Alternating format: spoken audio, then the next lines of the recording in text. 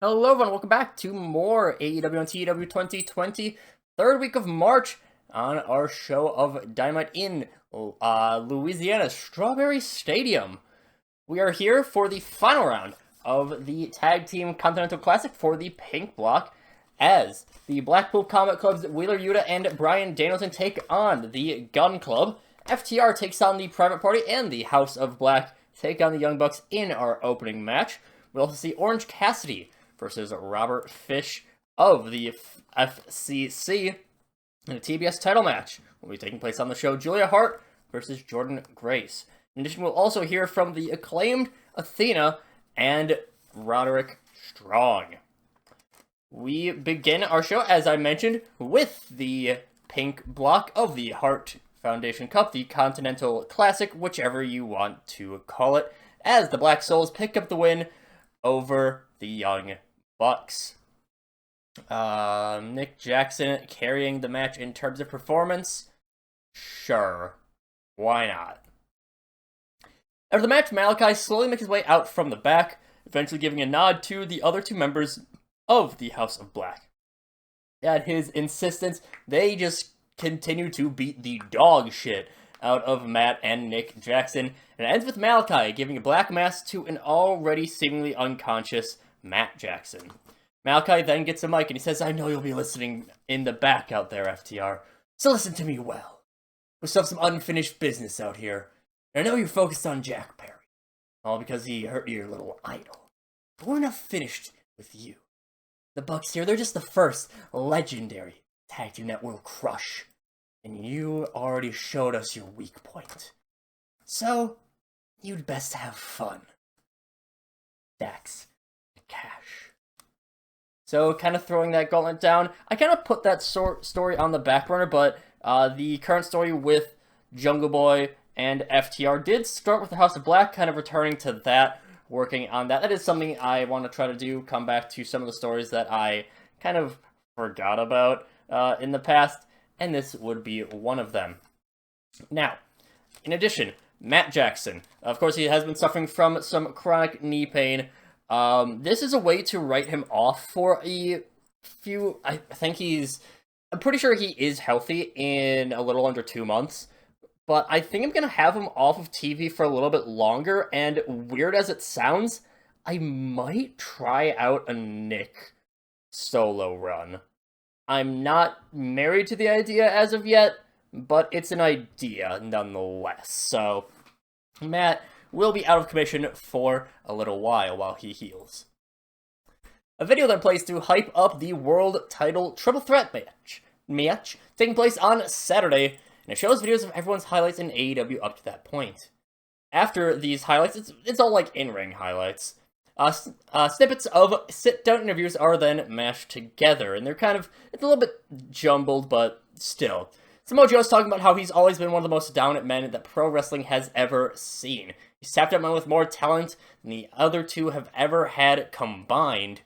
Meanwhile, Swerve puts over his ruthlessness, saying that he already hospitalized Adam Page. He's beaten down legends, he's putting down bookers, he's beaten down executives, he's taken down everyone that you can ask for, and he's still going to do that exact same sort of thing to Konosuke Takeshita and Samoa Joe. Don Callis then talks about Takeshita's natural abilities, but Takeshita ends up cutting him off to speak for himself.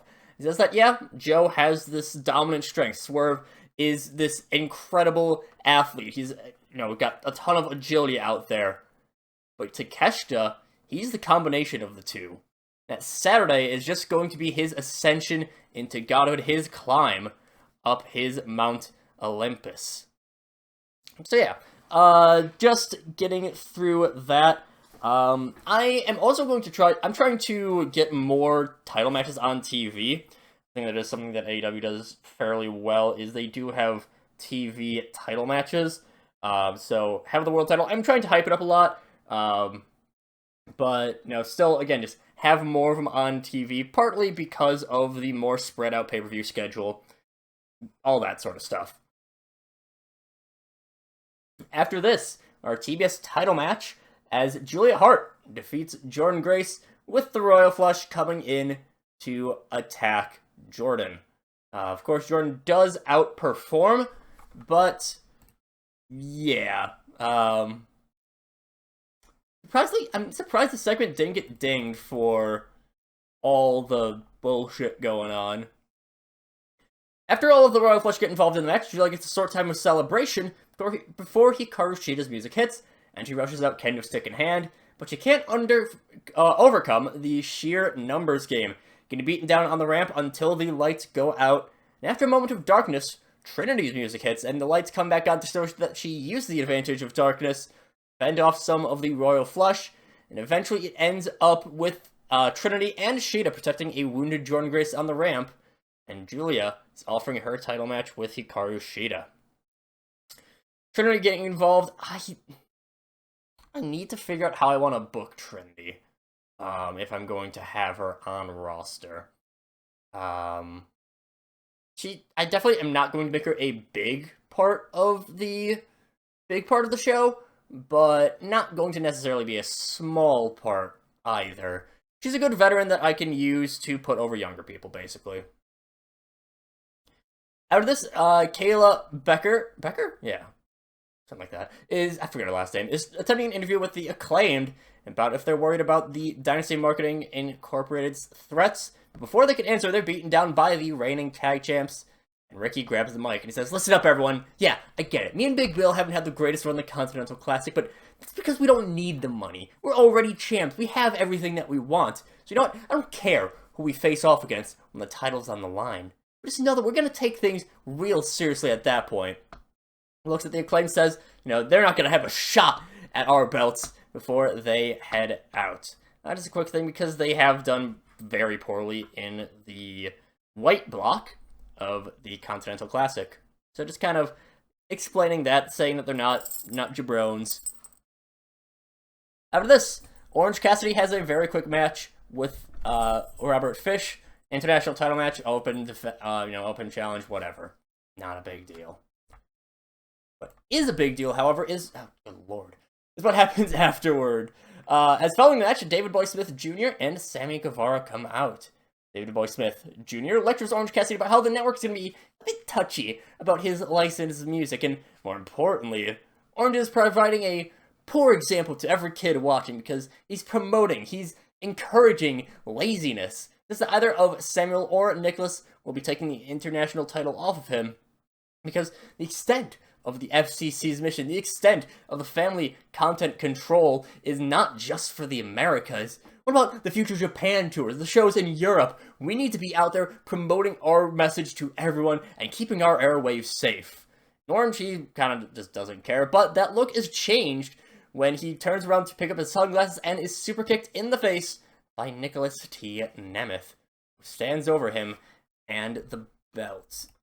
I'm going to turn him heel. Sure. Can go down pretty well. Oh well. Who cares? After this, Roderick Strong is seen by himself polishing the Continental title. His winning this belt was such a good thing for me, and for Adam, and for all the kingdom. But I'm not just gonna sit by. Christian, you have your other boys. You do as well, Copeland, and all of us are way better than any of your lot. Vikingo! Jimmy! Kill Switch! Nick! If any of you want my Continental title, you just let us know, and I'll be happy to personally spread the gospel of the backbreaker to you.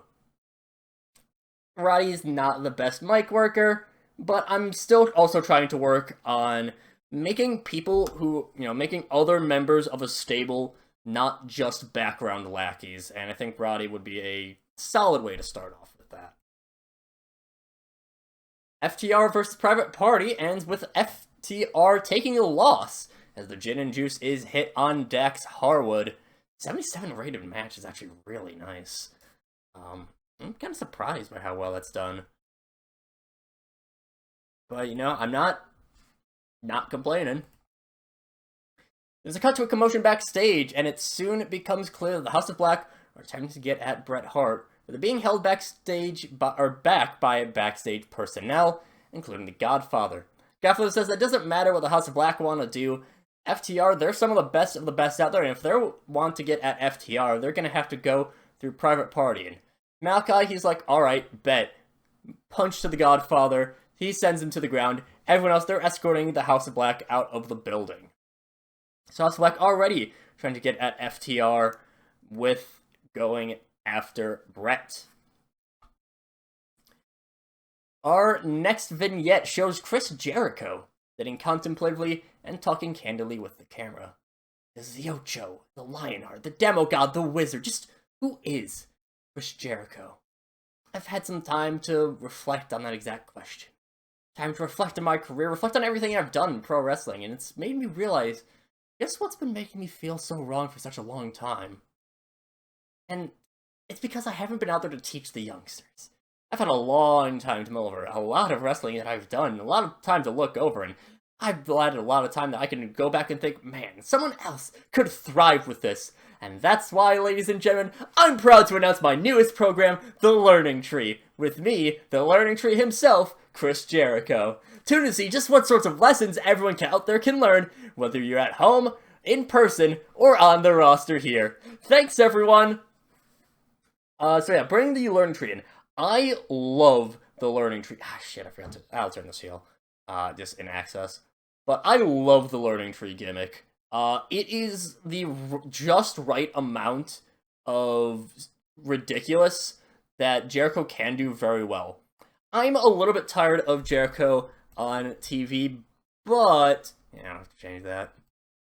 I think the Learning Tree is such a fantastic gimmick. So, that's coming in here. After this, Renee Paquette is backstage and she's interviewing Athena about Jamie Hayter, Toni Storm, and the challenges made for the AEW Women's title. Just, you know, Renee, when I first started wrestling almost 17 years ago, I told myself one thing, constantly. I want to be the best pro wrestler out there. I wanted to go out there. I wanted to dazzle everyone in the ring, and I wanted to inspire others to do just what I did, to have that same thought that I did. You know, I can't even complain. I've done that in Ring of Honor, and I don't want to disrespect Ring of Honor. I'm the best champion that they've ever had, but I always feel like I can still prove my level, my skill on another level, to another audience. And AEW has so much appeal.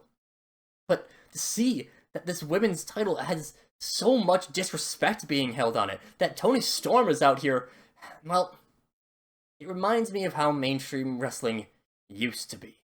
How it was nothing but looks, no substance, only style, sex appeal. And, you know, I want to change that.